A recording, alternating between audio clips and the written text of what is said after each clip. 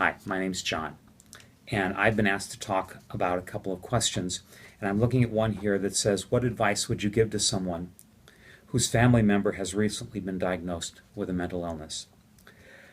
My story of mental illness goes back a lot of years.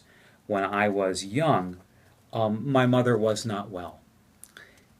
There was never a diagnosis given to my mother, and at that time, that was a really good thing because at that time, this would be the 1950s and early 1960s, a diagnosis meant just institutionalization.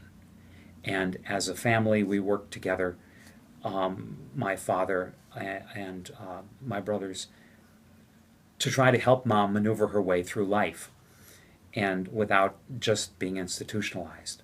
And I think that now, with the availability of organizations like NAMI, for one thing, with the availability of alternatives to just institutionalizing people, I think it is so much more important to have a way of speaking of what's going on in a family's life, how an individual's particular illness may have an impact on the rest of the family, and then to deal with that in a way that's effective in caring for both the family and the individual directly impacted. When I was young, I don't even know what you'd call this, but my mom created a reality around her consistently, but it never matched one day from the next. And so on.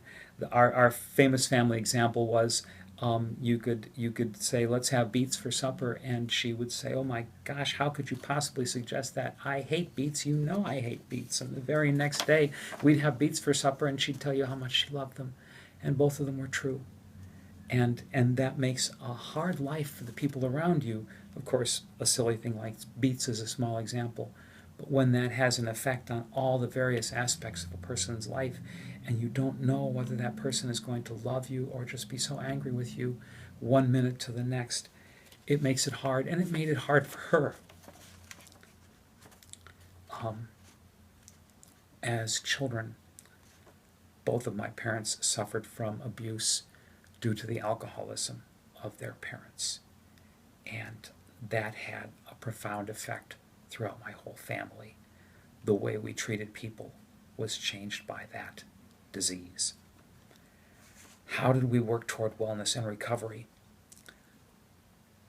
After my father died, my mother died 2 years later. After my father died, we had to become somewhat directly responsible for our mother.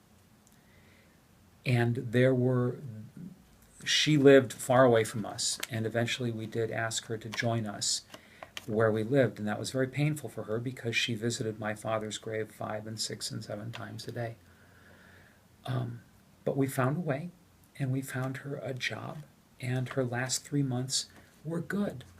And among the things we did was talk about how difficult it was for her without her husband, and her ability to speak of her grief directly to someone instead of it always being over the phone, I think made her life better for the brief period that she lived in our community.